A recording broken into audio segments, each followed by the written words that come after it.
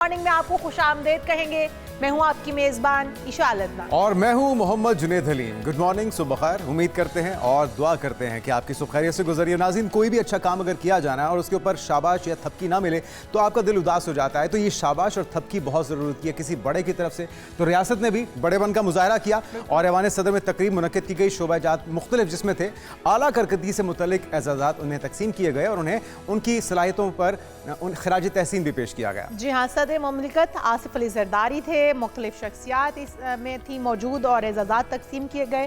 सदर आसिफ अली जरदारी की जानिब से तवानाई के शोबे में इस्लाहात पर वफाकी वजीर थे अफैज़ लगारी को उन्हें हिलाल इम्तियाज़ के अवार्ड से नवाजा गया है। यहाँ पे मैं थोड़ा सा रुकना चाहूँगा कि अवैस लगारी साहब वो शख्सियत हैं जिन्होंने अवाम का बेड़ा कर रखा है। खैर, तवानाई के शोबे का बेड़ा किया होगा तवानाई के शोबे में, क्योंकि मुसलसल हम देख रहे हैं कि बिजली की कीमतों में इजाफा हो रहा है। सोलर सार्फिन को भी सज़ा दी जा रही है सोलर्स लगवाने में। बहरहाल हम उम्मीद करते हैं कि इस अवार्ड के बाद, इस एजाज़ के बाद वो थोड़ी सी नज़रसानी करेंगे अपनी पॉलिसीज़ पर। बिल्कुल, उसके बाद हम बात करेंगे तवानाई के शोबे की और इसमें भी इक़दामात और खदमात आमा के लिए शोबे में खदमात पर मुशीर निजकारी मोहम्मद अली को भी हिलाल इम्तियाज़ का अवार्ड दिया गया है।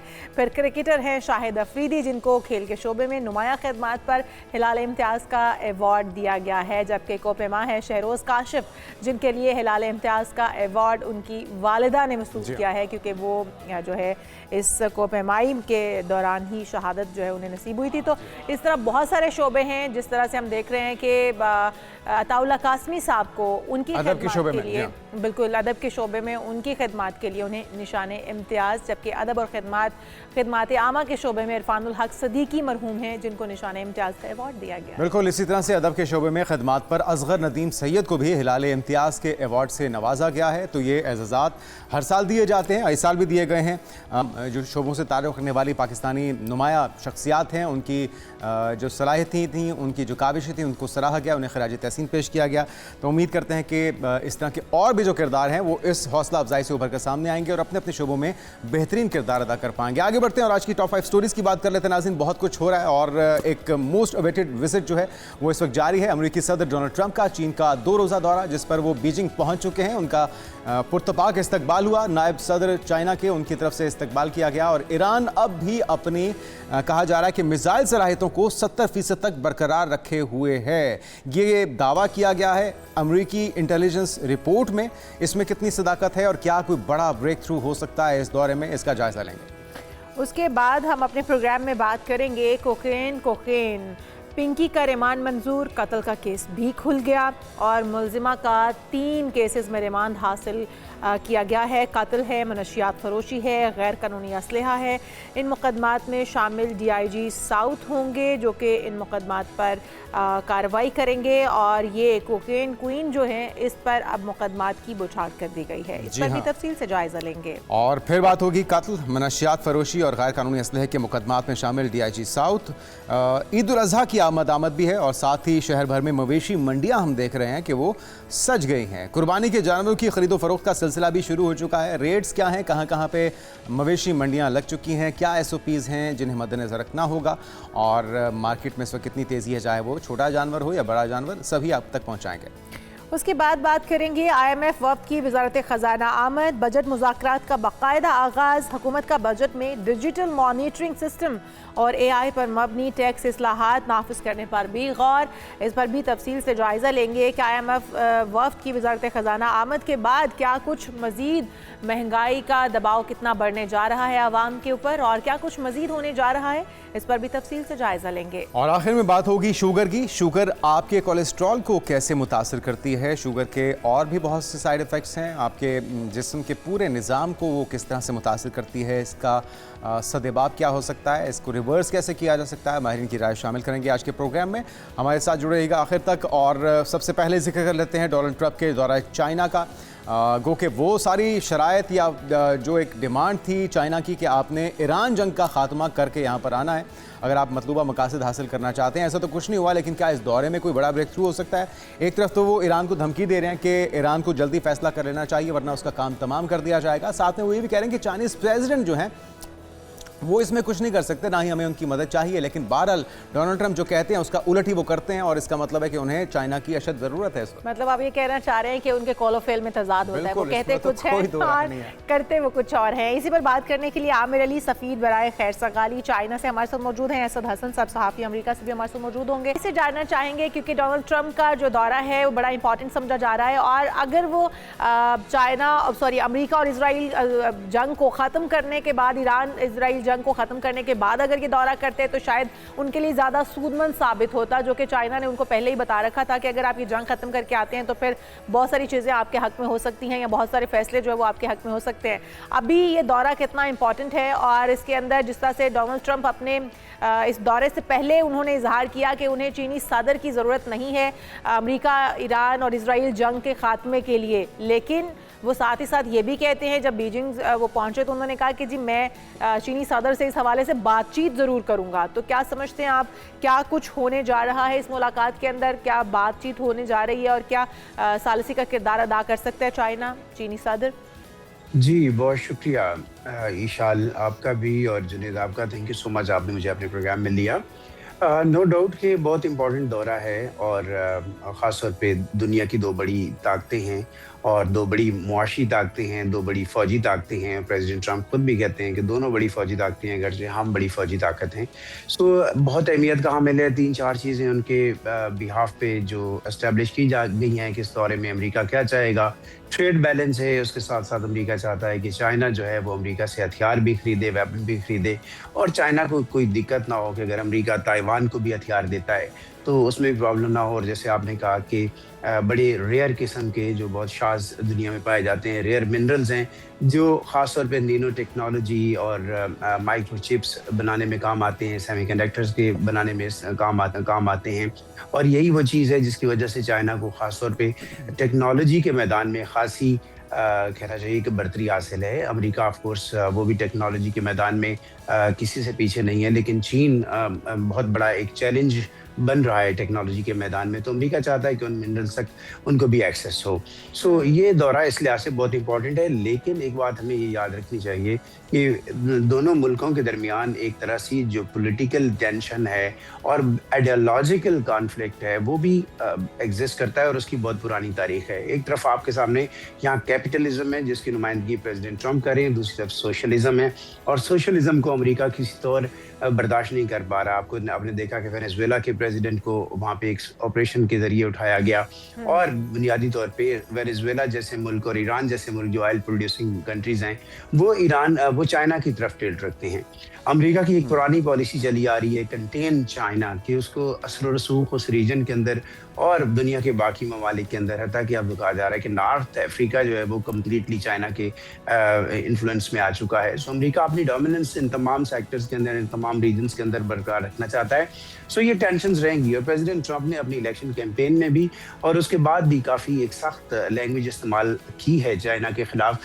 लेकिन कंसीडरिंग जो सिचुएशन ईरान के अंदर है मौजूद है, लगता नहीं कि प्रेसिडेंट ट्रंप एक और कोई महाज खोलेंगे जहां पे चाइना जैसा एक ताकतवर मुल्क जो है अब वो थोड़ा मजीद खिंचाव की जानिब जाए या उसके साथ ताल्लुकात में मजीद कशीदगी आए। लेकिन जो मामला जैसे आपने इंट्रो में जिक्र किया कि अमेरिका को ये रिपोर्ट्स मिलती रही हैं कि चाइना से शायद कोई टेक्नोलॉजिकल सपोर्ट और कुछ इक्विपमेंट की सपोर्ट ईरान को थी, इस पे मुमकिन तौर पे बात होगी। अगर से प्रेसिडेंट ट्रंप ने पहले ही कह दिया था अपनी एक प्रेस कॉन्फ्रेंस एक सवाल के जवाब में कि मैंने इस मौसू पे प्रेसिडेंट शी से बात कर ली है और ऐसा कोई इशू नहीं है, हमें कॉन्फिडेंस में लिया गया है। लेकिन बंद कमरे में इस पे बात जरूर होगी, शायद पब्लिकली।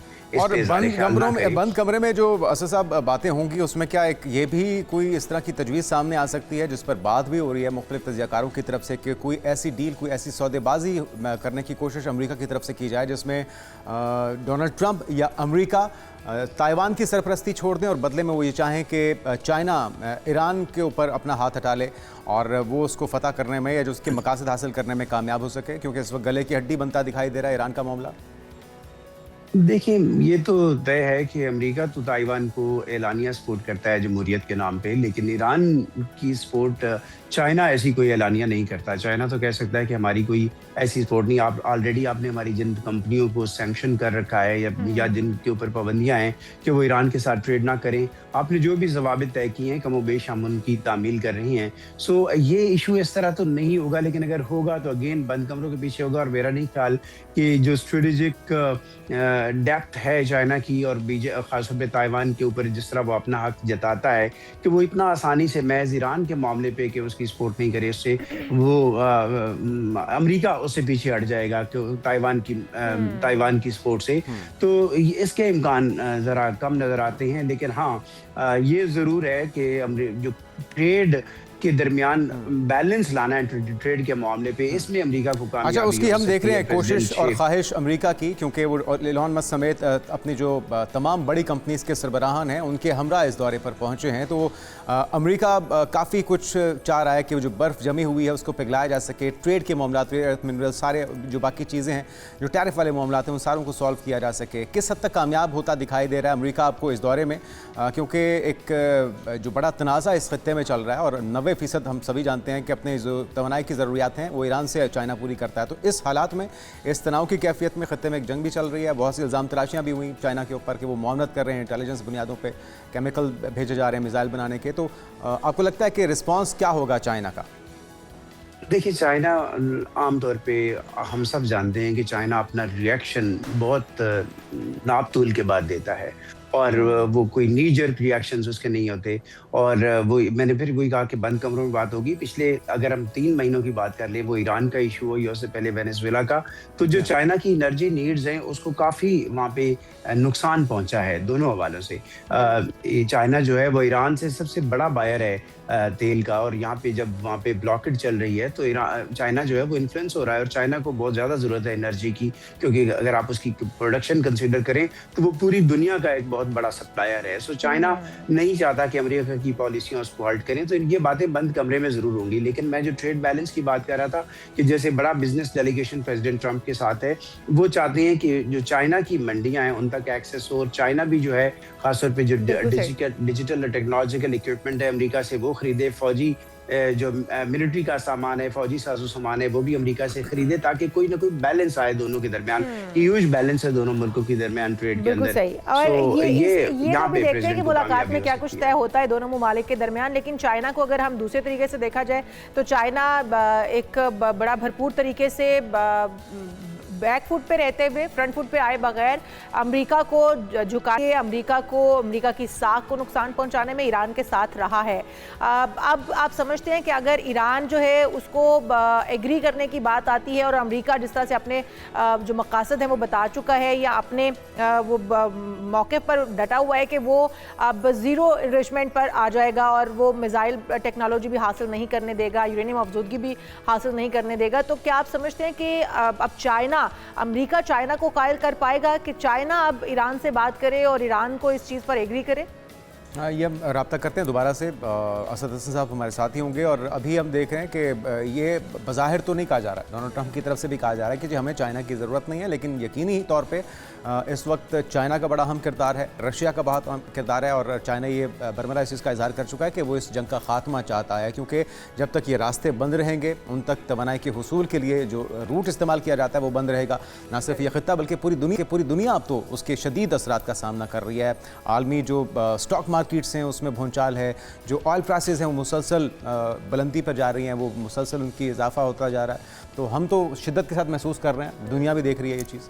बिल्कुल। और ना सिर्फ पाकिस्तान बल्कि पूरा खित्ता, अमेरिका खुद भी इसके जो कॉन्सिक्वेंसेस है वो बर्दाश्त कर रहा है इस वक्त। वहाँ पर भी जो ऑयल प्राइसेस हैं, महंगाई है, वो काफ़ी बढ़ चुकी है, कॉस्ट ऑफ लिविंग बढ़ चुका है। बिल्कुल। और अगर यही सूरत हाल बरकरार रहती है एक लंबे अरसे तक, तो फिर इसके मज़ीद जो बहरान का हमें सामना करना पड़ सकता है पूरी दुनिया को। अगर हम इस वक्त देखें जो ख़बरें गर्दिश कर रही हैं, जो कि अमेरिका की अपनी थिंक टैंक या अमेरिका की जो एजेंसीज़ हैं वो जो ख़बरें दे रही हैं, वो ये कहते हैं कि दोबारा से जो ईरान है उसने अपनाए हुर्मुज़ के 33 में से 30 मिसाइल अड्डों तक दोबारा रिसाई भी हासिल कर ली है और एक बार फिर से ईरान जो है वो वहाँ पर हम देख रहे हैं कि ताकत में नजर आ रहा है। असद हसन साहब फिर से हमें ज्वाइन कर चुके हैं। असद हसन साहब, अगर क्योंकि वैसे तो डोनाल्ड ट्रंप ये कह चुके हैं चाइना का दौरा करने से पहले ही कि उन्हें ज़रूरत नहीं है चीनी सदर की अमेरिका ईरान तनाज़े के अंदर, लेकिन आप समझते हैं कि अगर अमेरिका के जो इसमें मौक़िफ़ है, जो वो चाहते हैं, जो उनके मफादात हैं इसके अंदर, वो यही है कि एक तो अपनाए हुर्मुज़ का इख्तियार उनको दे दिया जाए, दूसरा ज़ीरो इनरिचमेंट पर आ जाए, यूरेनियम अफजूदगी भी उनको ज़ीरो करनी पड़े, और आप समझते हैं कि चाइना इस बात के लिए एग्री कर पाएगा ईरान को, या ईरान जो है वो चाइना की बात मान लेगा इस मामले में, क्योंकि वो कहते हैं कि अब हम ज़ीरो टॉलरेंस इस पर रखेंगे। तो आप समझते हैं कि अमेरिका और चाइना के दरमियान इस हवाले से भी बातचीत हो सकती है और फिर चाइना इस चीज़ के लिए ईरान को एग्री कर सकता है? विशाल, ये तो बहुत नागुज़ीर लगता है कि ईरान का जो मामला है वो इस जो समिट के अंदर वो ज़ेर बहस आए, क्योंकि जहां मैंने कहा कि दोनों मुल्कों के दरमियान एक सियासी मुखासमत का एक तवील कहना चाहिए कि मैं पूरे करैक्टरिस्टिक्स हैं हर शोबे के अंदर और बुनियादी आइडियालॉजी के अंदर, वहाँ मुझे लगता है कि उस रीजन के अंदर अभी इस वक्त जो करंटली दोनों मुल्कों के कॉमन इंटरेस्ट के अंदर बात है वो ईरान का कज़िया और अबनाए हुर्मुज़ का कज़िया वो हल होना है। प्रेसिडेंट ट्रंप भी चाहते हैं कि वो इस जंग से खलासी पाएँ और वो अपनी इंटरनल इश्यूज़ पे फोकस करें। सामने इलेक्शन है, उसके ऊपर जाएं। मुल्क के अंदर बढ़ती हुई जो महंगाई है, आज भी एक सर्वे आया है जिसमें भी बताया जा रहा है कि पिछले 4 साल के अंदर फास्टेस्ट रेशो से तकरीबन 4% तक महंगाई जा चुकी है और यहाँ पे अमेरिका में 4% मीन्स अलर्ट।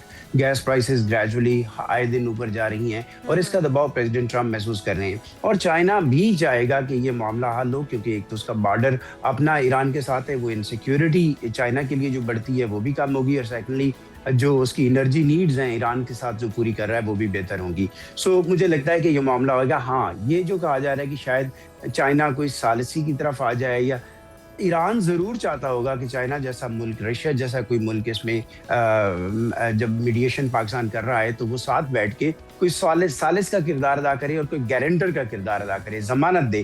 तो मुझे नहीं लगता कि चाइना ज़मानत देगा, लेकिन वर्बली वो ऐसी इंगेजमेंट का हिस्सा हो सकता है जिसका मतलब इस जंग को ख़त्म करना है, क्योंकि ये इस वक्त दोनों मुल्कों के मफाद के अंदर मौजूद है। दूसरी तरफ ईरान ये भी ज़हन में रहे कि ईरान ये चाहता है कि ये इसी तरह का जो स्टेलमेट है ये अगर चलता रहे तो ईरान के जो स्टेटमेंट्स हैं वो आए दिन प्रेशर डेवलप कर रहे हैं अमेरिकन इकोनॉमी के ऊपर और अमेरिकन नीड्स के ऊपर। तो वो चाहते हैं कि किसी तरह ये 1-2 महीने और चले ताकि उसका एक लॉन्ग लास्टिंग इम्पैक्ट जो है वो इलेक्शन में नजर आए। अगर इलेक्शन के अंदर जो बाय कहना चाहिए कि मिड टर्म इलेक्शंस हैं, अगर वहाँ प्रेसिडेंट ट्रंप अपेरेंटली अभी तक के सर्विस के मुताबिक अगर वो अपनी पोजीशंस कुछ सीटें भी लूज करते हैं दोनों हाउसेस के अंदर, सेनेट में और लोअर हाउस में, तो ताकत का तवाजुन जो है वो टोटली फिर डेमोक्रेट्स की तरफ चला जाएगा और प्रेसिडेंट के फिर जो आखिरी 2 साल है वो कमोबेशी एक लेम डक प्रेसिडेंट की तरह होंगे। वो एग्जीक्यूटिव ऑर्डर से ही काम चला सकते हैं, फिर कांग्रेस उनकी सपोर्ट के लिए नहीं खड़ी होगी, जिसमें इस वक्त डोमिनेंस जो है वो रिपब्लिकन पार्टी की है और वो भले या प्राइवेटली इख्तिलाफ रखते हों लेकिन प्रेसिडेंट के साथ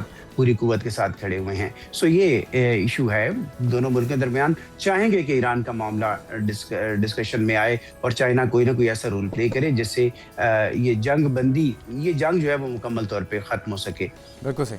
हमारे साथ रहिएगा, हमें ज्वाइन कर चुके हैं आमिर अली भी, सफ़ीर बराए खैर सगाली। आमिर अली साहब, आपको भी वेलकम कहेंगे पाकिस्तान मॉर्निंग में। किस तरह से चाइना देख रहा है, क्योंकि हम तो ये महसूस कर रहे हैं कि अमेरिका बड़ी तवक्कुआत लेकर पहुँचा है, पूरे लाओ लश्कर के साथ डोनाल्ड ट्रंप अपने जो बिज़नेस डेलीगेशन है उसके हमरा पहुँचे हैं, लेकिन एक चीज़ है कि जो मुतालबा किया गया था चाइना की तरफ से कि ये जो ईरान वाला मुद्दा है या जो जंग है इसका ख़ात्मा ज़रूरी है, वो या बेहतर है मकासद के हुसूल के लिए, ऐसा तो नहीं हो सका। तो अब क्या नताइज देख रहे हैं इस दौरे के और चाइना में क्या माहौल है इस आमद को लेकर?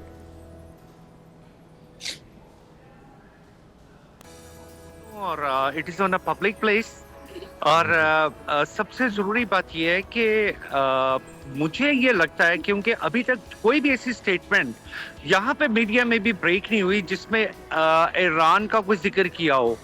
चाइना अपने आप को नॉर्मली कॉन्फ्लिक्ट से बाहर रखता है, वो ज्यादा से ज्यादा एक ही स्टेटमेंट देंगे जो उनका एक 5 पॉइंट जो चेयरमैन शी ने पहले दिन कहे थे कि 5 पॉइंट यानी सॉवरेनिटी, जिस पे सबसे ज्यादा उन्होंने जोर दिया था। और चाइनीज गवर्नमेंट जब भी स्टेटमेंट देती है नॉर्मली उससे उस पे स्टैंड लेते हैं, उसे बदलते नहीं हैं। तो व्हाट आई फील कि ये जो लाओ लश्कर लेके गए हैं और जो यहाँ पे स्टोरीज बयान की जा रही हैं कि जी वहाँ पे इस्तकबाल उसका वैसे नहीं हुआ, बहुत अच्छा इस्तकबाल किया है। Chinese they are very smart, they want to play with the business. उन्हें पता है कि इनकी बहुत बड़ी डिपेंडेंसी है चाइनीज एक्सपोर्ट्स की और सबसे बड़ा बायर उनका अमेरिका है।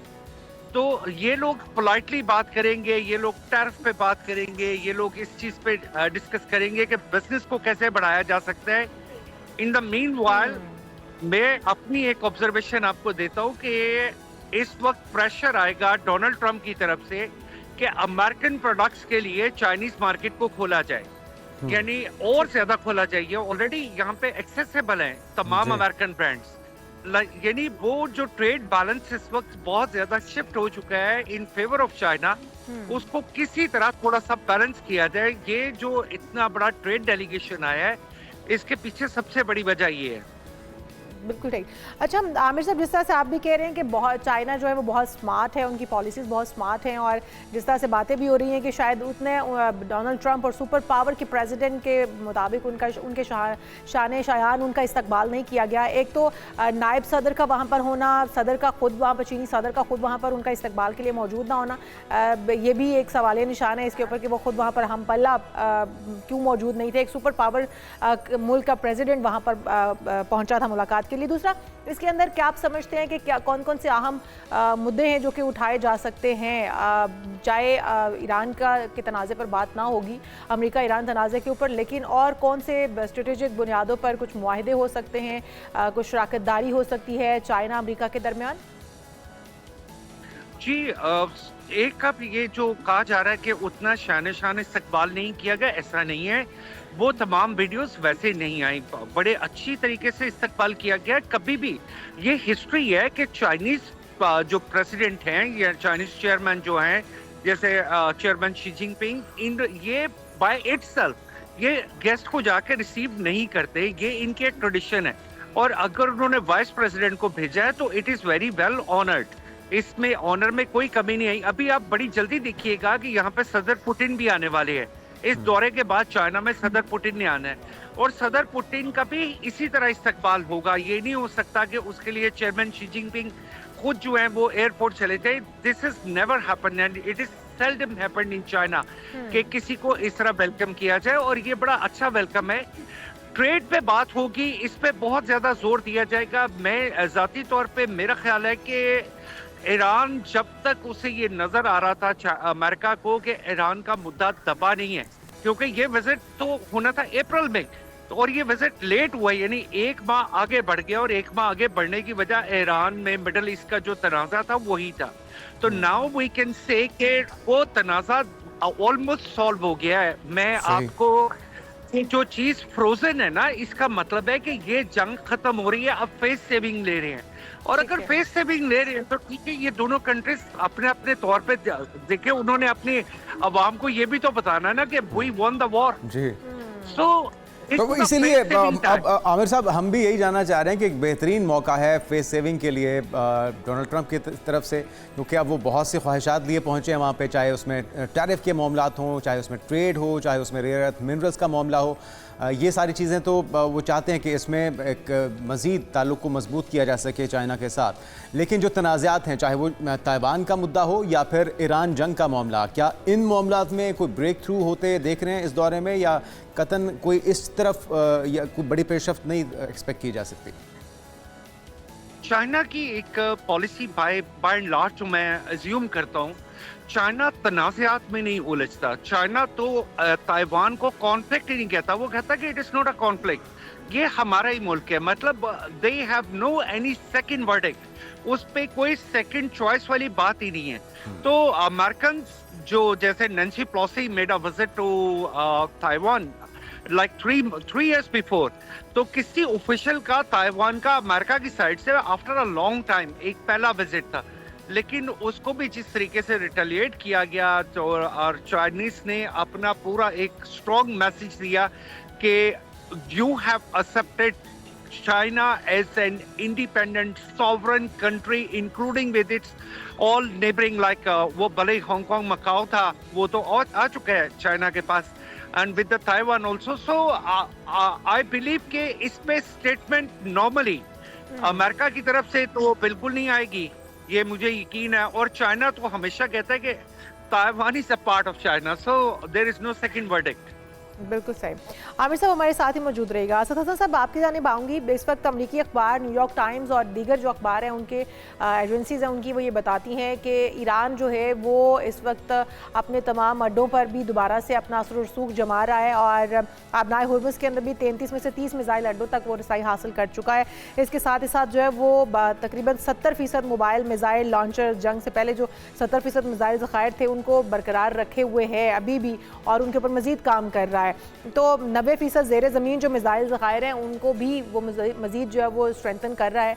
आप समझते हैं कि जिस तरह अभी आमिर साहब कह रहे हैं कि फेस सेविंग, अब जंग ऑलमोस्ट जो है वो ख़त्म हो चुकी है, मामला तय हो चुके हैं, अब सिर्फ फेस सेविंग चाहिए दोनों ममालिक को एक दूसरे के ऊपर सबकत हासिल करने के लिए या ये बताने के लिए अपने अपने लोगों को कि जंग हमने जीती है। लेकिन ये जो दूसरी तरफ विजुअल्स आ रहे हैं या जिस तरह से हम देख रहे हैं कि मीडिया ये बता रहा है, रिपोर्ट ये आ रही है कि ईरान तो पहले से ज़्यादा तैयारी में लगा हुआ है, तो इसको किस तरह से आप देखते हैं और क्या अमेरिका इन विजुअल्स को देखते हुए या इन रिपोर्ट्स को देखते हुए भी जंगबंदी की तरफ माइल होगा? देखिए इशाल, ऐसा नहीं है कि ईरान के मसल्स देख के अमेरिका जैसी ताकत जो है वो पीछे हट जाएगी, लेकिन यस, चूँकि ये वक्त ऐसा है, ये टाइमिंग ऐसी है कि जहाँ पे अमेरिका को थोड़ा सा भी जो लॉस है उसकी पॉलिटिकल एंड इकोनॉमिक प्राइस बहुत ज़्यादा है, तो इसलिए शायद कभी ऐसा ना प्लान किया जाए कि इस जंग को एस्केलेशन की तरफ लेके जाया जा सके। यही वजह है कि प्रेसिडेंट ट्रंप व्हाइट हाउस और उनके जो करीबी इस वक्त हमायदीन है वो चाह रहे हैं कि जंग का खात्मा हो। ईरान के लिए तो ज़ाहिर है ये बहुत ज़रूरी है कि वो साइकोलॉजिकली भी अपने आप को मजबूत दिखाए और ज़ाहिर है उन्होंने जो रेजिस्ट किया है, उन्होंने अमेरिका को उतना बड़ा नुकसान तो नहीं पहुँचाया। जब ये जंग खत्म होगी, जब आपके पास सेटेलाइट से हट के जब आपके कैमरामैन वहाँ पे जाएंगे और विजुअल्स आएंगे, तो ईरान को डेफिनेटली एक एनॉर्मस लॉस हुआ है, जैसे प्रेसिडेंट ट्रंप कहते हैं। और वो कहते हैं कि अब वो तकरीबन बेजान हो चुका है ईरान, अब उनके अंदर सकत नहीं रही हमारे सामने खड़ा होने की। तो इस तरह के स्टेटमेंट आते रहेंगे। दूसरी तरफ प्रिपरेशन भी रहेंगी। ईरान भी अपनी तैयारियों में है, अमेरिका भी अपनी तैयारियों में है कि इनकेस अगर जंग एस्केलेट होती है या जंग जो है वो दोबारा रिज्यूम होती है तो वो पूरी कुव्वत के साथ उसमें जा सके। लेकिन जैसे एम्बेसडर साहब ने कहा, हमारी दुआ भी यही है कि ये जंग फेस सेविंग चाहते हैं, एक अच्छे नतीजे पे इसका इख्तिताम हो सके। बिल्कुल सही कहा। अच्छा, लास्टली आमिर साहब आपसे जानना चाहूँगा, एक तो ये कि अगर 2017 के मुकाबले में कंपैरिजन किया जाए, कितनी गर्मजोशी के साथ हॉस्पिटैलिटी और ये दौरा अभी तक देखा जा रहा है डोनाल्ड ट्रंप का, क्या फ़र्क आप महसूस कर रहे हैं? दूसरा, दोनों अपने अपने एजेंडा, अपने अपनी ख्वाहिशात के साथ एक दूसरे से मुलाकात कर रहे हैं, तो लग क्या रहा है कौन किसको कायल कर पाएगा, कौन किसके गले में घंटी बांधने में कामयाब होगा? और लास्टली, क्या कोई चांस है कि वापसी पर अगर ब्रेक थ्रू होता है तो पाकिस्तान भी पड़ा हो जाए डोनाल्ड ट्रंप का? जी, मेरा पहली बात तो ये कि मैं नहीं फील करता कि ट्रंप अपने इस विजिट में पाकिस्तान थोड़ी देर के लिए भी आएंगे, क्योंकि ये चीजें दोनों रिलेट नहीं होती।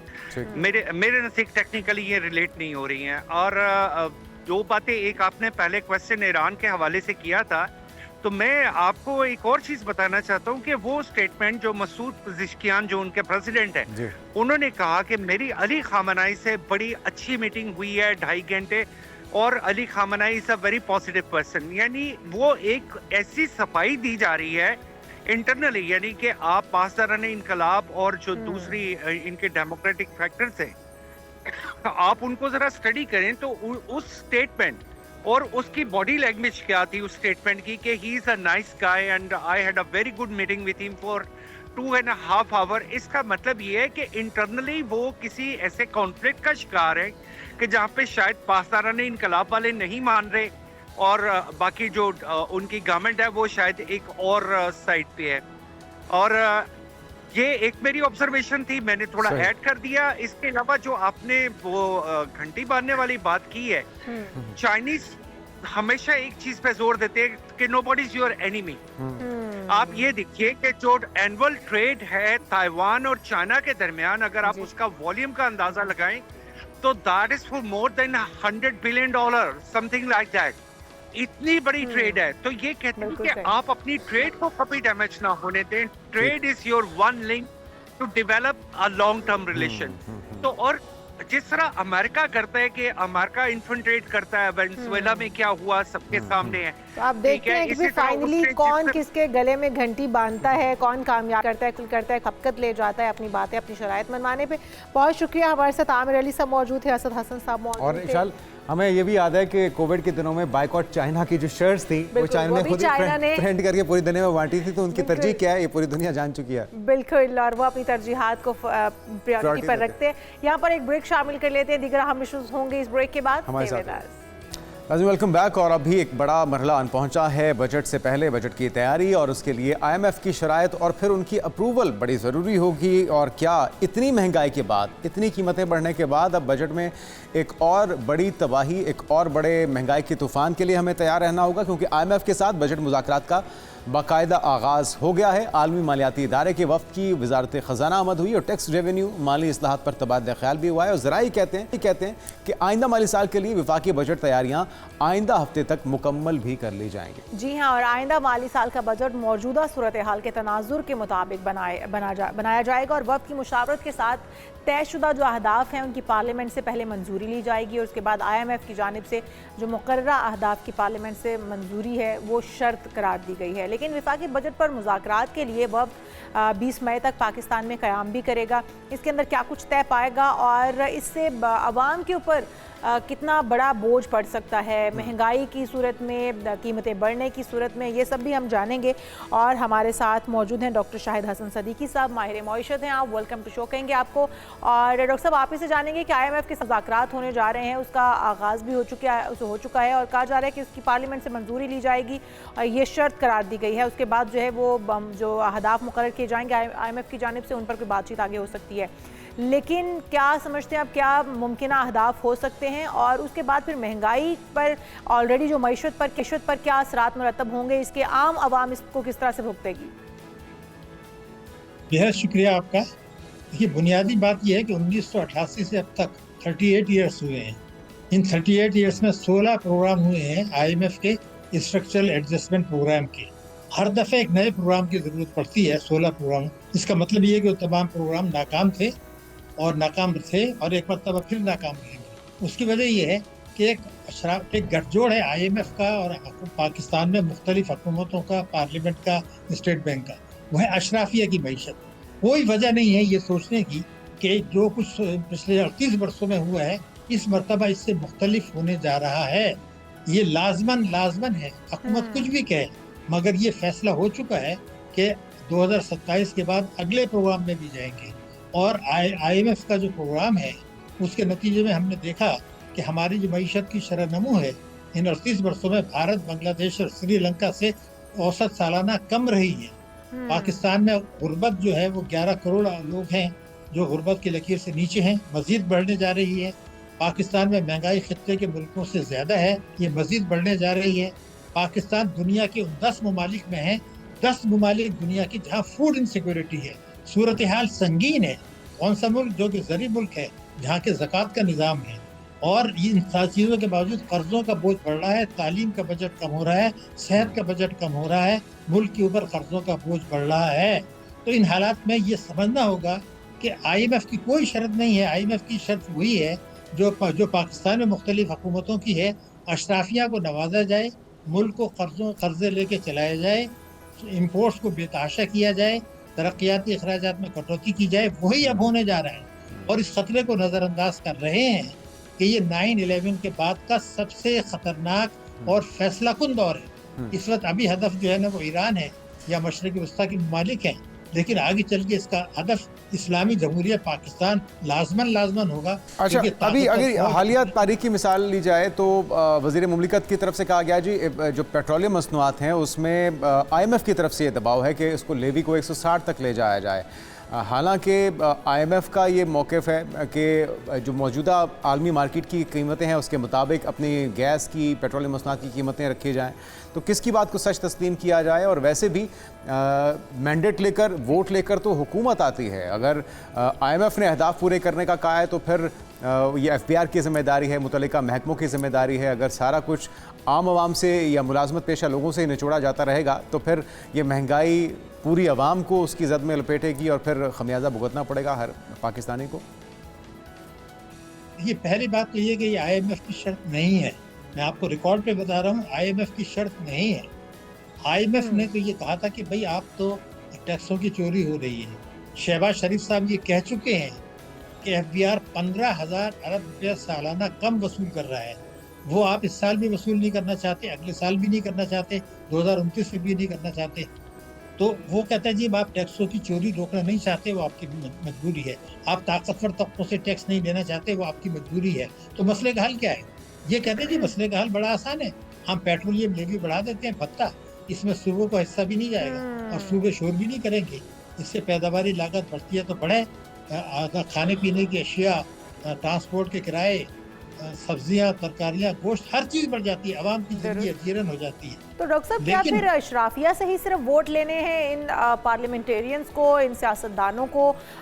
जिस तरह आप भी बता रहे हैं कि IMF भी ये इजहार कर चुकी है इस बात का कि अशराफिया से, उमरा से आप नहीं ले सकते टैक्स और ना ही उनको आप शिकंजे में ला सकते हैं। अल्टीमेटली फिर आपको आम आवाम पर ही शिकंजा तंग करना पड़ता है या उन्हीं का लहू निचोड़ना पड़ता है। तो क्या इनको वोट भी सिर्फ अशराफिया से ही चाहिए, उन अमीर तबकों से चाहिए, उन चंद घरानों से चाहिए जिनको ये रियायत देते हैं, जिनको ये टैक्स छूट भी देते हैं, जिनसे टैक्स जो है वो नहीं कलेक्ट किया जाता या जिनको इस तरह की रियायत भरती जाती है? आम आवाम तो वोट देते हैं इनको इसलिए ताकि ये आएंगे और हमारे लिए कुछ करेंगे, हमें कोई सहूलत मिलेगी, लेकिन इस वक्त सहूलत तो बड़ी दूर की बात है। आम इंसान, जिस तरह आप भी कह रहे हैं कि 14 से 15 करोड़ या 17 करोड़ के करीब आवाम वो हैं जो कि सतह गुर्बत से भी नीचे हैं, गुर्बत से भी नीचे हैं, जो कि इस वक्त बिल्कुल अपनी 2 वक्त की रोटी भी अफोर्ड करने की सकत नहीं रखते हैं। तो फिर क्या किया जाएगा? उन अवाम को क्या मार दिया जाए? क्या करने का प्लान है हुकूमत का? नहीं, ऐसा हुकूमत की खाली मैं बात नहीं कर रहा। पाकिस्तान में जितने इंतखाबात हुए हैं उसमें जो रोल रहा है वो अशराफिया का रहा है। पार्लियामेंट, आपको पता है, सरदाराना वडेरा शाही निज़ाम है और बहुत कुछ होता है। कभी भी वोटों का फैसला अक्सरियत से नहीं होता। वो लोग हैं जो इलेक्टेबल्स हैं, जो हर हमेशा मुंतखब होते हैं और वो किसी एक पार्टी में शामिल होते हैं और बदलते रहते हैं। वो फैसला करते हैं कि इस हुकूमत को आना है, किसको जाना है। आपको भी पता है, मुझे भी पता है, आवाम को भी पता है। आवाम भी अगर सोशल मीडिया पर देखें, आपको भी मुझसे ज़्यादा पता है कि वो दिन भर क्या बातें करते हैं सोशल मीडिया पर। बेल हुई कि नहीं हुई, सियासी मुकदमे में क्या हुआ, कभी ये बात की कि भाई 10 मुल्कों में हम क्यों शामिल हैं जिनको 2 वक्त की रोटी मैसर नहीं है? क्यों है पाकिस्तान? क्यों 26 मिलियन बच्चे स्कूल नहीं जा रहे, जो दुनिया में सबसे बड़ी तादाद है? आवाम को भी दिलचस्पी नहीं है, वो मायूस हो चुके हैं। उनको पता है कि इस वक्त जो 3 पार्टियां हुकूमत में है, वफाक में, सूबों में, तीनों के मंशूर में ये लिखा है कि वो टैक्सों की चोरी रोकेंगे, मईशत दस्तावेजी बनाएंगे, तालीम का बजट बनाएंगे, लेकिन उन्होंने कभी इस पर अमल करने की कोशिश नहीं की। कुछ पार्लियामेंटेरियंस पब्लिकली कहते हैं कि ये इस्लाहात ओवर माई डेड बॉडी हम नहीं करेंगे, जो करना है कर लो। जब ये हो चुका है कि आवाम को परवाह नहीं है, अदालतों को परवाह नहीं है कि वो आइन को पामाल किया जा रहा है, क्योंकि आइन में तो ये कहा गया है कि हर बच्चे को मुफ्त और लाजमी तालीम देनी है। ये तो 25A में कहा गया है।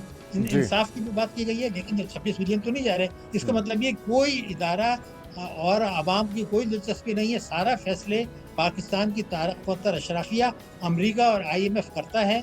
वो ये करते हैं, आवाम पे बोझ डाल दें, आवाम को कुचल दें और आवाम। बिल्कुल, आप डॉक्टर साहब सही कह रहे हैं और हुकूमत की बड़ी कड़ी नज़र है कि कोई भी शोबा इस जुल्म से खाली रह ना जाए या उससे बच ना जाए। तो हुकूमत ने आइंदा बजट में डिजिटल मॉनिटरिंग सिस्टम और AI पर मबनी टैक्स इस्लाहात नाफिज करने पर भी गौर शुरू कर दिया है। इससे कितना नरगे में लाया जा सकेगा, कितना बोझ पड़ेगा जो लोग अपने तय कोशिश कर रहे हैं रोज़गार के ज़राए तलाश करने की या बल्कि हुकूमत का हाथ बटाने की? हुकूमत तो नौकरियां नहीं दे रही, लेकिन छीनने पे हम देख रहे हैं कि पूरी वो कोशिश कर रही है। देखिए, ये एक नया धोखा है।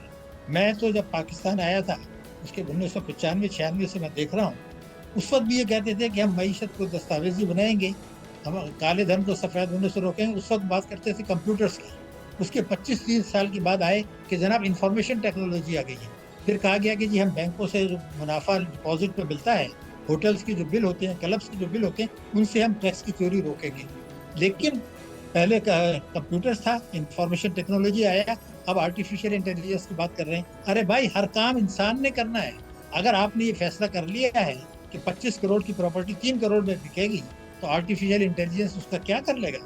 तो ये समझने की ज़रूरत है कि जब तक वो आर्टिफिशियल इंटेलिजेंस को जो चीज़ें आप फीड करेंगे वहीं से आएगा ना। अगर हमने ये फैसला कर लिया कि हमने मईशत को दस्तावेजी नहीं बनाना, 25 करोड़ की प्रॉपर्टी 10 करोड़ में बेचनी है। हमने इंपोर्ट्स को दुगना करना है। हमने पेट्रोलियम लेवी को पिछले 2022 में 127 अरब रुपए लिया था, इस साल 1468 अरब रुपए गिर रहे हैं, यानी एक साल में 1341 अरब रुपए पेट्रोलियम लेवी बढ़ा दिया। तो जब आपने ये फैसला कर ही लिया है तो फिर वो कुछ भी नहीं होगा। ये तो वही बातें हैं जो 95-96 से हो रही हैं। बुनियादी बात यही है कि हर किस्म की आमदनी पर टैक्स आप लगाएं, मईशत को दस्तावेजी बनाएं, जिसकी तफसीलात हुकूमत के पास हैं, स्टेट बैंक के पास है, सुप्रीम कोर्ट के पास है, पार्लियामेंट के पास है। किन लोगों की दौलत पाकिस्तान से बाहर पड़ी है, प्रॉपर्टी है, वो भी हमारे पास है। जब उससे हम फायदा उठाना नहीं चाहते तो ये इस किस्म के जगलरीज की बातें करते हैं ताकि असल बात पीछे चलती रहे और वही इस्तेसाली निज़ाम चलता रहे, वही चलेगा। बिल्कुल सही। अच्छा, लेकिन डॉक्टर साहब, अब निज़ाम में तब्दीली लाने की भी बात हो रही है। शुरा ने टेक्नोलॉजी के ज़रिए शफाफियत नफाज बेहतर से बनाने के लिए भी तजावीज़ दी हैं ताकि टैक्स चोरी को भी उसको भी रोका जा सके। डिजिटल मॉनिटरिंग मैकेनिज्म लाया जा रहा है, AI पर मबनी सिस्टम की तजवीज़ का जायज़ा लिया जा रहा है। इसके अंदर तो क्या आप समझते हैं कि इस तरीक़ा कार से AI को इस्तेमाल करते हुए जदीद मैकेनिज्म लाकर ये टैक्स चोरी को बचा सकेंगे या फिर अहदाफ पूरे कर पाएंगे इससे? मैं आपको रिकॉर्ड में बता दूं कि ऐसा कुछ नहीं होगा। उसकी वजह ये कि पहले नंबर 1 तो आपको ये करना है कि वफाक और सूबे हर किस्म के आमदनी पर टैक्स तो लगाएं, जो तीनों पार्टी के मंशूर में शामिल है। जब आप कानून ही नहीं बना रहे तो फिर प्रोसीजर कैसे बनाएंगे? बुनियादी बात है, तीनों पार्टियों के मंशूर में है, जो इस वक्त हुकूमत में वो नहीं बनाना चाहते। और जैसे मैंने आपसे कहा कि अगर काले धन को सफ़ेद होने का रास्ता मौजूद है, इनकम टैक्स का ऑर्डिनेंस 111(4) है। वज़ीर दाखिला कहते हैं इत्तलात के मुताबिक $100 अरब जो है चंद बरसों में बाहर चले गए, आज भी जा रहे हैं, अंडर इनवाइसिंग भी हो रही है। जब तक उसको रोकने के लिए आप कानून साजी करें, नहीं करते, जो कि नहीं करना चाहते। निज़ाम बदलने की बात आज नहीं हो रही, निज़ाम बदलने की बात जो है कई दिहाइयों से मैं पाकिस्तान में सुन रहा हूँ। लेकिन निज़ाम हमेशा बदला जाता है अशराफिया के मफादात में, अशराफिया के मफादात के तहफ़्फ़ुज़ के लिए। जब तक अवाम ये जिम्मेदारी कबूल नहीं करेंगे कि वो ये कहें कि भाई जब पड़ोसी ममालिक में तो तरसीलात कम होती हैं और बरामदात ज़्यादा होती हैं, तो पाकिस्तान में जब तरसीलात क्यों बढ़ती हैं, बरामदात क्यों चली जाती हैं? पाकिस्तान में इंपोर्ट्स जो हैं वो दुगनी क्यों है एक्सपोर्ट से? पाकिस्तान में 15,000 अरब रुपए जो वसूल नहीं कर रहा, हुकूमत नहीं कर रही, जो वज़ीर-ए-आज़म कहते हैं, अगर वो नहीं करते तो फिर कौन करेगा? ये सवाल निज़ाम में तब्दीली भी जिस तरह आप कह रहे हैं कि लाई जाती है अशराफिया को मज़ीद फ़रार के रास्ते फराहम करने के लिए, ताकि उन्होंने राह फ़रार किस तरह से इख्तियार करना है, टैक्स को किस तरह से बचाना है, और आम आवाम जो है वो हमेशा से निर्गम में है। एक बजट का प्लान आता है, दूसरा आता है, आया से किस्त आती है, लेकिन नहीं बदल रहे तो पाकिस्तानी अवाम के हालात नहीं बदल रहे। हुकूमत दावा कर रही है कि बेहतरी आ रही है, लेकिन वो बेहतरी का ग्राफ जो है वो आम आवाम को नज़र नहीं आ रहा, हमें नज़र नहीं आ रहा। जुनैद, आपको अगर नज़र आ रहा हो तो? मैं तो क्या जज्बात है मेरे उसी तरह सी हैं जिस तरह हर पाकिस्तानी के हैं, और हम उम्मीद करते हैं कि इस बार या फिर अगले कुछ सालों में कम से कम IMF से जान छुड़ाई जाए, क्योंकि एक जो बहाना मुस्तकिल तौर पे हुकूमत को मिल चुका है कि हम उनके कहने पे कर रहे हैं, ऐसा होने से हमारी जान छूट सके। तो बहुत शुक्रिया। डॉक्टर शाहिद हसन सिद्दीकी साहब हमारे साथ मौजूद थे, और मुशावरत का अमल शुरू हो चुका है। IMF के साथ मुख्तलिफ सेशंस हो रहे हैं। गुज़श्ता रोज़ हमने ये भी खबर आप तक पहुँचाई थी कि $1.3 अरब की जो किस्त है वो हमें मिल चुकी है, लेकिन ये कोई ब्लेसिंग नहीं है, ये एक और बोझ है जो पाकिस्तानियों के ऊपर डाल दिया गया है, और ये हमारे जो आने वाली नस्लें हैं उनको मकरूज़ किया जा रहा है उनके पैदा होने से पहले। तो ये हमारे बच्चे भी कहीं इसी IMF की किस्त का इंतजार ना करते रहें, इसलिए हुकूमतों को आज जागना होगा, आज इनिशिएटिव लेने होंगे। बहुत शुक्रिया। डॉक्टर शाहिद हसन सिद्दीकी साहब हमारे साथ मौजूद थे। यहाँ पर शामिल करते हैं एक ब्रेक, आप कहीं मत जाएगा, स्टे विद अस। कल की हमारी खुराक की बात करेंगे, और खुराक के अंदर हम देख रहे हैं कि शुगर का इस्तेमाल बहुत ज़्यादा है, और अक्सर लोग ये नहीं जानते कि ज़्यादा चीनी सिर्फ ज़्यादती से नहीं बल्कि कोलेस्ट्रॉल के मसाइल का भी एक बड़ा सबब बनती जा रही है। जब इंसान ज़रूरत से ज़्यादा मीठी अशिया को इस्तेमाल करता है, जिसमें कोल्ड ड्रिंक्स हैं, बेकरी आइटम्स हैं, फास्ट फूड है, तो फिर सेहत का जो तबाही है वो तो फिरनी है। और कोलेस्ट्रॉल को कम करने के लिए सबसे अहम हिकमत अमली क्या हो सकती है, इस पर हम आज बात करेंगे। बिल्कुल जी। तो कहा यह जाता है कि खुराक से फाइबर को से भरपूर जो चीज़ें हैं उनको शामिल किया जाए तो आप शुगर को कंट्रोल कर सकते हैं। जैसे जई है, दालें हैं, सब्ज़ पत्तों वाली सब्जियां हैं, ताज़ा फल हैं, इसके साथ देसी और कुदरती ग़िज़ाओं को तरजीह दें, ना कि हम बेकरी आइटम्स को इस्तेमाल करें। मसलन जैतून है, अखरोट है, बादाम है, मछली जैसी ग़िज़ा गजाएं हैं, दालें हैं, सब्जियां हैं, ये बहुत अच्छी हैं देसी आपकी अशिया चीज़ों जो के हमारे लिए। बुजुर्ग इस्तेमाल करते थे। बिल्कुल, और हमारे बुजुर्ग जो है वो कोलेस्ट्रॉल के मसाइल में भी नहीं पड़ते थे और ना ही उन्हें शुगर हुआ करती थी, और साल हर साल वो अपनी ज़िंदगी मुकम्मल दांतों के साथ और मुकम्मल ताकत के साथ वो गुजारते थे। तो आजकल ऐसा क्यों हो रहा है कि हर दूसरा बंदा जो है वो कोलेस्ट्रॉल का मसला भी लेकर फिर रहा है, शुगर का मसला भी लेकर फिर रहा है। हमारे साथ हकीम नियाज़ अहमद जियाल साहब मौजूद हैं स्टूडियो में। वेलकम टू शो कहेंगे हकीम साहब आपको। और हकीम साहब, ये कोलेस्ट्रॉल का और शुगर का आपस में क्या तालमेल है, क्या इनका आपस में, क्यों ये दोनों एक साथ क्या अटैक करते हैं बॉडी पे, या कोलेस्ट्रॉल बढ़ने की वजह से शुगर आपको हो सकती है, शुगर की वजह से कोलेस्ट्रॉल बढ़ सकता है, क्या इनके आपस के ताल्लुकात क्या हैं? अस्सलाम वालेकुम। वालेकुम अस्सलाम। बिस्मिल्लाहिर्रहमानिर्रहीम। असल में ये कोलेस्ट्रॉल और शुगर ये दोनों चीज़ें अलग अलग हैं, ठीक है। लेकिन जब कोलेस्ट्रॉल बढ़ता है तो उससे इंसुलिन की रेजिस्टेंस जो होती है उस पर भी असर होता है। असर होता है, और जब इंसुलिन बढ़ती है जिस्म में, यानी शुगर की मिकदार बढ़ती है जिस्म में, तो फिर भी कोलेस्ट्रॉल जो है वो मुतासर हो सकता है। ख़ासकर जब आपके जिस्म में जो नुकसानदेह कोलेस्ट्रॉल जब ज़्यादा होता है ना, जो खून को गाढ़ा करता है, उसकी मौजूदगी में शुगर जो है वो आपको ज़्यादा तंग कर सकती है। ठीक है। तो कोलेस्ट्रॉल पैदा करने में, जैसा कि आपने भी तज़किरा किया, सबसे जो बड़ा फैक्टर है वो हमारी ज़िंदगी का सहल पसंद होना है। हमारी ज़िंदगी में आराम तलबी और आरामदेही बहुत आ गई है। हम लोगों ने चलना फिरना छोड़ दिया है।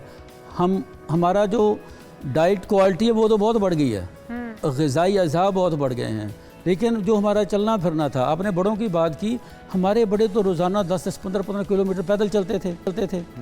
तो आज अगर हम अपने इर्द गिर्द नज़र दौड़ाते हैं तो हम कितना लोग चलते हैं? फिजिकल एक्टिविटी कोई नहीं। हम तो लोग घर से ऑफिस आना तो गाड़ी, इवन कि मैंने देखा कि लोग नमाज़ पढ़ने के लिए भी और किसी शॉप से जाते हैं तो वो मोटरसाइकिल पे जा रहे होते हैं, यानी चलना फिरना है ही नहीं है। तो इसलिए कोलेस्ट्रॉल का जो सबसे बड़ा फैक्टर है वो तो एक ये है। ठीक है। इसके अलावा ये जो बनस्पति है, ये गैर मेरी चिकनाइयाँ, हमें ज़ाहिर तो नज़र आता है कि चंद एक ऐसे बनस्पति ब्रांड हैं जो हो सकता है अच्छे हों, लेकिन कुछ ऐसे हिडन हैं, अगर आप जितने रेस्टोरेंट्स हैं वहाँ जो यूज़ होते हैं, अगर आप उनके नाम भी देखेंगे, आपने कभी देखा ही नहीं होगा, उनका नाम ही नहीं देखा। अच्छा, वो मार्केट भी नहीं किए जाते, उनको कहीं सामने भी नहीं लाया जाता, वो खुफिया तौर पे तैयार किए जाते हैं और उनकी मार्केटिंग, क्योंकि वो सस्ते तरीन होते हैं।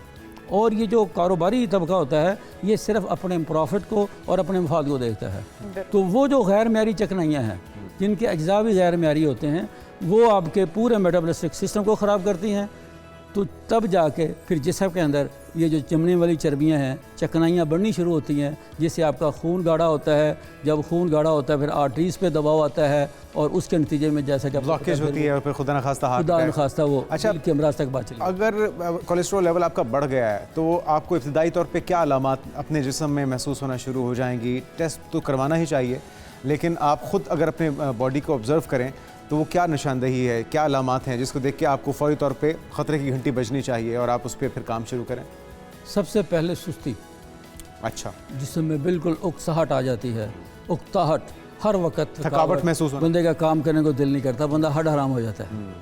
और ये तो वैसे मेरे ख्याल में 90% पाकिस्तानियों का यही मसला है। और उसके बाद कोलेस्ट्रॉल की एक अलामत है कि कुछ लोगों के आप देखें यहाँ से आंखें इतनी फूली होती हैं, वो ये कोलेस्ट्रॉल की एक टिपिकल अलामत है। जहाँ किसी का कोलेस्ट्रॉल बड़ा होगा तो ये उसकी आंखों पे यहाँ पे आप देखेंगे कि वो हल्के इतने मोटे मोटे ना फूले हुए होंगे। ये कोलेस्ट्रॉल की एक मेडिकली मैं आपको बता रहा हूँ अलामत। हाँ, ये है एक। तो दूसरे नंबर पे जब खून आपका गाढ़ा होता है तो जिस्म भी आपका सुस्त हो जाता है। बाज़ का तो चलने में आपको सांस फूलने लगता है, आप सीढ़ियाँ चढ़ें तब भी आपके जिस्म में भारीपन आता है, आपसे चलने में दिक्कत होती है, आपको थकावट होनी, वज़न बढ़ना शुरू हो जाएगा, वज़न बढ़ना शुरू हो जाता है। और वज़न तो जब बढ़ता है तो फिर आपको पता लगा महदूद होना शुरू होता है। तो ये सारी चीज़ें जो हैं ये वो उस कोलेस्ट्रॉल या उस चमने वाली चर्बी की अलामत हैं जो हमारे जिस्म को मुतासर करती है, हमारे मेटाबॉलिक सिस्टम को ख़राब करती है, जिससे बीमारियाँ मज़ीद पैदा होती हैं। अच्छा, तो हकीम साहब हमारे बच्चे जो हैं वो तो वैसे ही सुस्त हैं आजकल, वो तो ऐसे लगते हैं ब्रैलर चूज़े हैं, ना हिलते हैं ना जुलते हैं, ना कोई एक्टिविटी है, ना ही वो बल्कि ज़्यादा हमसे थके हुए महसूस करते हैं। हम तो चले एक वो एज का कहते हैं ना कि एज जैसे जैसे आपकी बढ़ रही होती है तो आप थोड़ा सा अपनी बॉडी में वो एनर्जी फील नहीं करते। डाइट भी आजकल हमारी ऐसी अच्छी खुराकें नहीं है, लेकिन बच्चों के साथ क्या मामला है? बच्चे भी हमारे बिल्कुल ब्रैलर चूज़ों की तरह बैठे ही रहते हैं, वो भी नहीं हिलते। उनको भी कोलेस्ट्रॉल का मसला है या मसला कोई और है? असल में एक बड़ा मशहूर मकूला है कि जिस कौम में मैदान आबाद होते हैं उनके हस्पताल वीरान होते हैं। और जब आपके मैदान वीरान होते हैं तो फिर आपके अस्पताल आबाद होते हैं। हमारी जो बैरूनी सरगर्मियां हैं, हमारा खेल कूद का जो सिस्टम था, बच्चों का पार्क्स में जाना, खेलें, फुटबॉल, हॉकी, ये अब सारी चीज़ें तकरीबन महदूद के बल्कि मादूम हो गई हैं। अब हमारे पास एक ये जो आपको पता है 8-10 इंच का जो मोबाइल है, हमारा जो स्क्रीन के साथ टाइम ज़्यादा गुजरता है, बच्चों को सबसे ज़्यादा लेज़ी और हड्डा हराम जो अब बकौल आपके के वो बिल्कुल चूज़े बन गए हैं, उसकी वजह सिर्फ यही है। अब छोटा सा बच्चा है ना जी 2 साल का, अब उसकी दिलचस्पी भी इसमें है, वो भी देख रहा है कि इसमें मुझे कार्टून मिलेंगे, क्योंकि सारे देख रहे हैं। सारे देख रहे हैं। असल में सबसे इस वक्त जो माशरे की सबसे बड़ी बीमारी है वो भले शुगर है, भले कोलेस्ट्रॉल है, भले यूरिक एसिड है, भले बाहमी हमारे इख्तलाफात हैं, हमारी एक टेबल पे बैठ भी हम दूर हैं, उसको सबसे बड़ी वजह उसकी ये मोबाइल है। तो फिर ये फ़ोन ले लिए जाएं तो इख्तलाफात भी ख़त्म हो जाएंगे, बदन में चुस्ती भी आ जाएगी, फुर्ती भी आ जाएगी। देखें, ऐसा नहीं है कि आप इनको ख़त्म कर देंगे, ये हमारी ज़रूरत है जदी, ये हमारी सहूलत के लिए पैदा हुए है ना, लेकिन असल में excess of everything is bad. हम चीज़ों का इस्तेमाल गलत शुरू कर देते हैं। मोबाइल का इस्तेमाल तो पता आपको कितना है, लेकिन जब हमने इसमें टीवी भी इसमें घिसोड़ लिया, हमने घड़ी भी इसमें घिसोड़ ली, अपने हर चीज़, अपने नोटबुक, अपना कंप्यूटर, हमने हर चीज़ इसमें घिसोड़ ली है ना, तो हमारा वक्त इस पर गुजरता है। वो जो हमने अपनी बहुत सारी जो एक्टिविटीज़ थी उनको हमने महदूद कर लिया है। अगर आज भी हम थोड़ा सा बच्चों को खुद लेके बाहर निकले, बच्चे बाहर नहीं जाना चाहते ना, आपको भी चलने की ज़रूरत है, आपको भी तंदुरुस्ती की ज़रूरत है, वालिदैन को भी तो ज़रूरत है ना, वो बच्चों को लेकर ना असर के बाद जब भी टाइम मिले कोई आधा घंटा उनको घुमाएं फिराएं, ताकि बच्चों को बाहर की दुनिया में दिलचस्पी पैदा हो। अब बच्चों को तो वो घर के अलावा कोई दिलचस्पी नहीं है, क्योंकि उनको पता हमने यही कार्टून देखने, यही हमने मूवी देखनी है, हमारी सारा चीज़। तो इसलिए अब देखें बच्चों के अब साइज़ भी थोड़े से भरे होने शुरू हो गए हैं, और छोटे मैंने देखा 8-10 साल के बच्चों में किडनी की बीमारी है, यूरिक एसिड की बीमारी है 8-10 साल के बच्चे में। तो लाइफस्टाइल चेंज करने से हकीम साहब सारा कुछ ठीक हो जाएगा या कुछ मेडिकेशन की ज़रूरत भी होगी? तो लाइफस्टाइल में एक तो ये बताएगा कि फ़िज़िकल एक्टिविटी वो किस तरह की होनी चाहिए, कितनी देर की होनी चाहिए, डाइट में क्या कुछ होना चाहिए, और खुदा न खास्ता अगर कोई बहुत ज़्यादा स्वेयर कंडीशन है, किसी की कोलेस्ट्रॉल लेवल बहुत ज़्यादा बढ़ चुका है, तो फिर उसका ट्रीटमेंट क्या होगा? मेरा ख्याल है बतौर तबीब जो मैं ऑब्ज़र्व करता हूँ माशरे में, तर्ज़ खुराक, उसके बाद है आपका तर्ज़ स्पेसिफिक अगर खुराक में क्या क्या ऐड करें और क्या क्या माइनस कर लें? देखें, एक हमारा तर्ज़ अमल, तर्ज़ खुराक और तर्ज़ फ़िक्र। तर्ज़ खुराक ये है कि चूँकि जो अवेलेबल चीज़ें हैं हमने इन्हीं में रहना है, तो उसका बेहतरीन हल ये है कि आप इनकी कंजप्शन बढ़ाएं।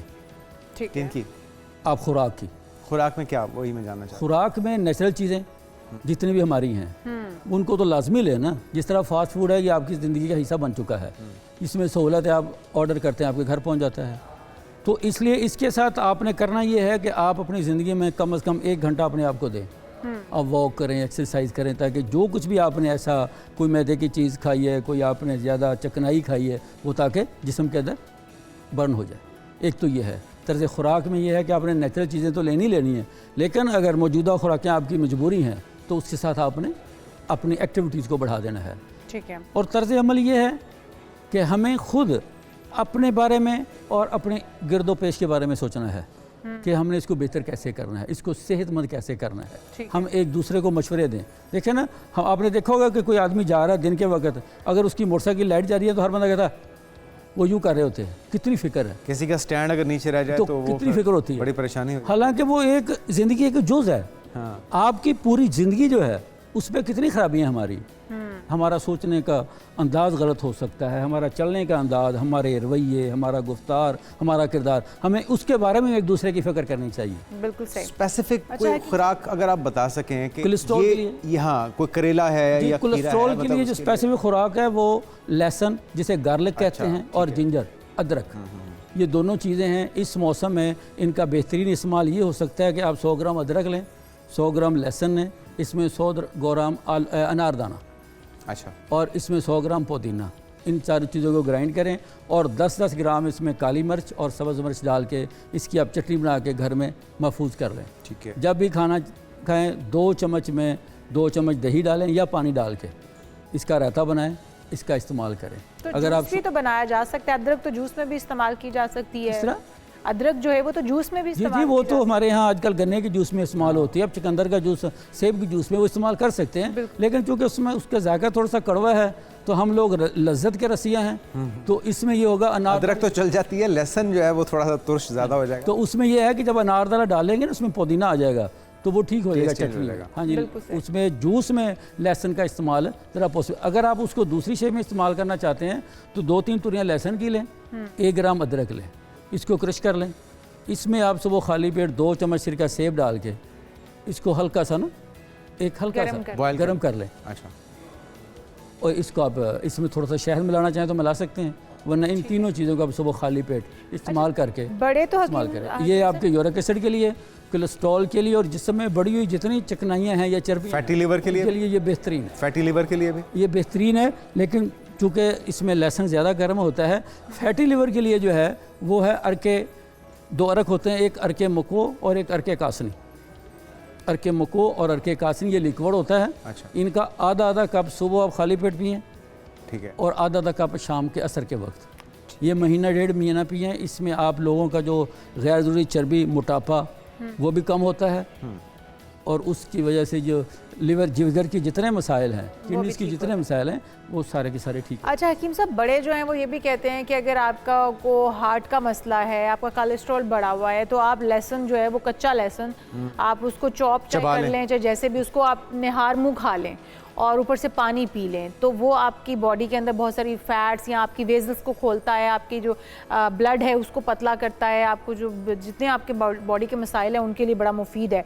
तो क्या ये तरीका का ठीक है, लिया जा सकता है? लेकिन लहसुन को सुपर फूड कहा जाता है। इसमें कोई शक नहीं कि लहसुन जो है ये ब्लड प्रेशर के जितने मसाइल हैं, आर्टरीज़ के मसाइल हैं, ये कोलेस्ट्रॉल, उनको ठीक करता है। लेकिन हमारे ख्याल में कच्चा लहसुन इस्तेमाल नहीं करना चाहिए, ठीक है। क्योंकि कच्चे लहसुन में लेकिन चटनी आप बनवा रहे हैं उसमें भी तो कच्चा है। नहीं, उसमें लेकिन कौन सा उसमें पकेगा? कॉम्बिनेशन है, उसमें वो अकेला नहीं है, उसमें मरकब है। सिंगल रेमेडी में और कंपाउंड में फ़र्क होता है। कंपाउंड में ये होता है कि एक चीज़ के जो नुकसान है वो दूसरी चीज़ से मैनुअल हो जाते हैं। जब सिंगल रेमेडी जो है वो सब कुछ वही है, उसके साथ उसके तेज़ असरात भी हैं, उसके नेगेटिव असरात भी हैं। आप एलोपैथिक मेडिसिन को लेते हैं ना, वो सिंगल रेमेडी बेस की होती है ना, जो साल्ट होते हैं, तो एक मेडिसिन के साथ 7 बार लिखा होता है कि मे बी उसके नुकसानात भी होते हैं। उसकी वजह सिर्फ यही है कि किसी भी सिंगल रेमेडी में अगर एक फ़ायदा है तो उसके साथ उसके साइड इफ़ेक्ट भी होते हैं। लिहाजा आप जब कच्चा लहसुन लेंगे तो इसके अंदर गार्लिक एसिड तेज़ाब होता है, जो आपके स्टमक को नुकसान पहुँचाने का बायस बन सकता है, मे बी।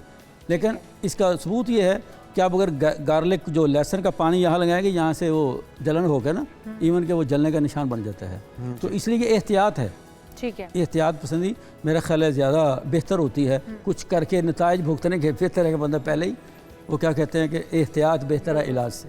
बिल्कुल सही, बहुत शुक्रिया। much, हमारे साथ हकीम नियाज़ साहब मौजूद थे स्टूडियो में और बड़ी मुफीद मशवरे उन्होंने दिए हैं। अगर आपको कोलेस्ट्रॉल का मसला है, शुगर का मसला है, वेसल्स बंद हैं या फिर दीगर कोई भी मसले हैं, तो आप अपनी ज़िंदगी का, अपने लाइफस्टाइल को बेहतर कर लीजिए। अपनी ज़िंदगी के अंदर वर्कआउट 1 घंटा आपके लिए इनफ होगा। अगर आप अपनी बॉडी में हल्का फुल्का अपने दिन में एक बार जो वर्कआउट कर लेते हैं या अपनी हेल्थी डाइट लेते हैं और देसी खानों पर आ जाएँ, बजाय इसके कि आप जो प्रोसेस्ड फूड हैं या बाज़ारी खाने हैं उनकी बजाय आप देसी खुराक। और शायद हो सकता है वो थोड़ा महंगा आपको महसूस हो, लेकिन बाद की इस्तेमाल होने वाली दवाइयों से वो काफ़ी सस्ता होगा, तो बेहतर है कि वक्त पे उसका इस्तेमाल कर लीजिए। और यहाँ पर एक ब्रेक शामिल करते हैं, आप कहीं मत जाएगा, दीगर हम इश्यूज होंगे इस ब्रेक के बाद। हमारे साथ वेलकम बैक। ईद उल अज़हा की आमद है और इस मौके पर शहरियों की सहूलत के लिए लाहौर शहर में 6 मवेशी मंडियां फ़ाल कर दी गई हैं, जिस तरह से हमने बताया था नाज़रीन को कि 13 से बाकायदा हो जाएंगी फ़ाल। लेकिन काम तो उससे पहले भी चल रहा था। SOPs क्या हैं, हमें भी ताउन करना होगा शहरियों को भी, और शहरियों की आसानी के लिए ही ये मंडियाँ बनाई गई हैं। अब एक सबसे बड़ा जो चैलेंज होगा वो कीमतों का होगा। बिल्कुल, और इसको भी गवर्नमेंट को ही देखना होगा। लेकिन इसमें जो एक मुस्तकिल जबकि आर्जी 5 मंडियाँ शामिल हैं, और ये मंडियाँ Punjab cattle market management and development company की जानिब से कायम की गई हैं, जो कि ताकि जो व्यापारी हैं, ख़रीदार हैं, उनको बेहतर सहूलियात फ्राहम की जा सके। तो इस हवाले से हमारे नुमाइंदगान मुख्तलिफ मंडियों में मौजूद हैं। एक न्यूज़ की हमारी नुमाइंदा है अरीबा आफ्ताब, सलाउद्दीन है कराची से, और हमारे साथ मौजूद होंगे। तो हम पहले लाहौर का रुख करते हैं, अरीबा आफ्ताब से जानते हैं। अरीबा, आप इस वक्त किस मंडी में मौजूद हैं, सहूलियात किस तरह की देख रही हैं आप, और रेट इस वक्त जानवरों के क्या चल रहे हैं? जी बिल्कुल, मैं इस वक्त शाहपुर कांजरा में मौजूद हूँ और ईद उल अज़हा की आमद है और पंजाब भर की तरह लाहौर में भी जो है वो आरजी मवेशी मंडियाँ सज चुकी हैं और आज से जो मवेशी मंडियाँ हैं वो फ़ाल हो चुकी हैं और यहाँ पर व्यापारी और जो है ख़रीदारों की आमद का सिलसिला जारी है। हमारे साथ व्यापारी मौजूद हैं, उनसे भी जानते हैं कि आखिर इन दुम्बों का और छतरों का रेट क्या है। जी बताइएगा कि क्या रेट चल रहा है? हम भी ख़रीदने ही आए हैं। लाख दा विक है जी। अगर अब आपने बकरे वगैरह ख़रीदने हैं तो लाख रुपया तो आप अपनी जेब में डालकर लाजमी आए और इसके अलावा जो है वो बाकायदा यहाँ पर लाइटिंग का अहतमाम किया गया है और शहरियों के लिए जो है वो पानी की सहूलत भी शहरियों को फराहम की गई है। हमारे साथ और भी व्यापारी मौजूद हैं, उनसे जानते हैं। जी बताइएगा कि क्या रेट चल रहा है इन बकरों का? ये मैडम 4 लाख की जोड़ी है, ये गुलाबी राजनपुरी बकरे हैं। 4 लाख में दोनों मिल जाएंगे? हाँ जी, दोनों मिल जाएंगे। अच्छा रेट चल रहा है। और दुम्बे का क्या रेट चल रहा है? दुम्बे का भी आई थिंक 1.5 लाख 2 लाख अगर अच्छा दुम्बा लेना, गुलाबी दुम्बा। जी बिल्कुल। और यहाँ पर जो है ख़रीदारी का सिलसिला जारी है, शहरी आ रहे हैं और ये ख़रीदारी का सिलसिला तो जो है वो ईद के तीसरे रोज़ जोहर तक अरीबा हमें बता रही थी जी। और हालात बहुत ही ख़तरनाक दिख रहे हैं। 1.5-2 लाख की बात हो रही है और ये कुछ साल पहले तक इससे आधे से भी कम प्राइस पे आपको एक अच्छा बकरा मिल जाता था। देखते हैं आगे चल के इसमें रेट में इजाफा होता है, कमी होती है। रुख करते हैं कराची का। सलाउद्दीन अली वहाँ पर मौजूद हैं। सलाउद्दीन, कराची में हालात क्या हैं, इंतजाम कैसे हैं? और अगर हाँ जी बिल्कुल, ईद कुर्बान तो बिल्कुल करीब आती जा रही है और अगर बात करें तो मंडियों के अंदर जो है जानवर भी हैं, गाय हो, बैल, दुम्बे, बकरे, छोटे बकरे, बड़े बकरे, हर किस्म के बकरे और दुम्बे जो हैं वो भी पहुंच चुके हैं। और दूसरी जानिब अगर बात करें तो इनकी कीमतें जो हैं वो इस वक्त काफ़ी दिखाई दे रही हैं, जिसकी वजह से जो ख़रीदार हैं वो भी शिकवा करते हमें दिखाई दे रहे हैं। हमारे कैमरा मैन सैफ अली आपको दिखा सकते हैं, बड़े प्यारे बकरे भी यहाँ पर मौजूद हैं, दुम्बे भी मौजूद हैं, बड़ा बकरा भी है, छोटा बकरा भी है, हर किस्म की यहाँ पर मौजूद हैं। तो इनके व्यापारियों से जानते हैं वो इस वक्त इसकी क्या कीमत लगा रहे हैं और ख़रीदार जो हैं उनसे भी जानने की कोशिश करते हैं वो क्या कहना चाहते हैं। अस्सलाम वालेकुम भाईजान, आप इस बकरे का क्या मांग रहे हैं? सर इस बकरे का मोल है 3.5 लाख रुपए। अच्छा, ज़्यादा नहीं है? नहीं जी, ज़्यादा नहीं है। बकरा तो देखिए आप, बहुत बड़ा बकरा। अच्छा, और क्या क्या है आपके पास? और सारी चीज़ें हमारा लॉन्ग टेल में दुम्बे। अच्छा, दुम्बे का क्या मांग रहे हैं? लॉन्ग टेल ये 4.5 लाख रुपए का दुम्बा है, भारी बहुत है। एग्जीबिशन क्वालिटी माल है सारा हमारा, कोई हल्की चीज़ नहीं है हमारे पास। अच्छा, ये देखिए माशाल्लाह बकरा। ठीक है, माशाल्लाह बहुत प्यारा है, नो डाउट। अच्छा, आप बताएं, आप क्या बकरा वगैरह ख़रीदने के लिए हैं क्या? जी अस्सलाम वालेकुम। मैं क्या कहते हैं 1 घंटे से तकरीबन घूम रहा हूँ, रेट बिल्कुल भी समझ नहीं आ रहे, बस समझ नहीं आ रहा क्या करें। अब मैं बस इतना ही कहता हूँ कि कुर्बानी को आसान करें, रेट भले ज़्यादा ना मांगे लेकिन जायज़ मांगे, ताकि दूसरों के लिए भी जो बकरा लेने आ रहे हैं उनके लिए भी थोड़ी आसानी हो। अब ये एक बकरे के 4 लाख मांग रहे हैं। 4 लाख हम लोग जानवर देखने आए थे, लेकिन जानवर से ज़्यादा बकरों के रेट चल रहे हैं, तो थोड़ी सी ना कमी पेशी करनी चाहिए ताकि जो दूसरे लोग हों उनके लिए थोड़ी आसानी हो जाए कुर्बानी करने के लिए। जी बिल्कुल, आप सही कह रहे हैं। कुछ आप कोई उनकी बात कहना चाहूँगा, मेरी गुजारिश हुकूमत वक्त से है कि इसके ऊपर कोई आसानियाँ पैदा करें कि गरीब गुरबा भी कुर्बानी का अपना शौक़ पूरा कर सकें, बल्कि शौक़ नहीं है, ये फ़र्ज़ है, अपने फ़र्ज़ को अदा कर सकें। तो लिहाजा गुजारिश ये है, हर चीज़ महंगी है, पीछे दाना भी महंगा है। जो गंदम 20 रुपये किलो हुआ करती थी आज 140 रुपये किलो है, छिलका 150 रुपये किलो है, चौकर 90 रुपये 100 रुपये किलो है। तो महंगाई इन्फ्लेशन गवर्नमेंट की तरफ से। बकरा तो जाहिर है, अब ये बकरे आपको मंडी में ऐसे बकरे जो इतने हसीन बकरे हैं, हमको इनके पे करने पड़ते हैं। जब ये हम बच्चा ख़रीदते हैं, गुलाबी खूबसूरत प्रिंट सारी चीज़ें मैटर करती हैं, उसका हम पे करते हैं, उसके बाद फिर जाएगी इनकी कॉस्ट मैटर करती है।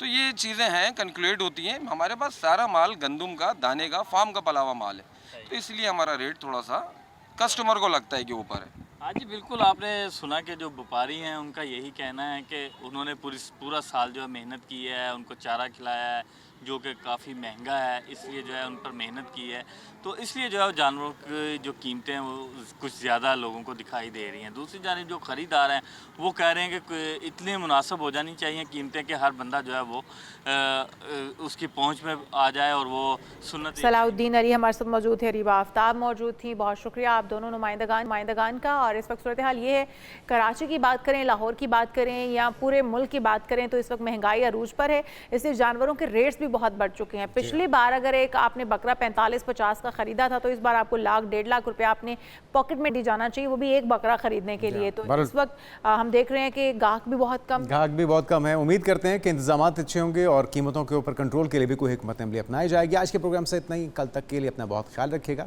अल्लाह हाफिज।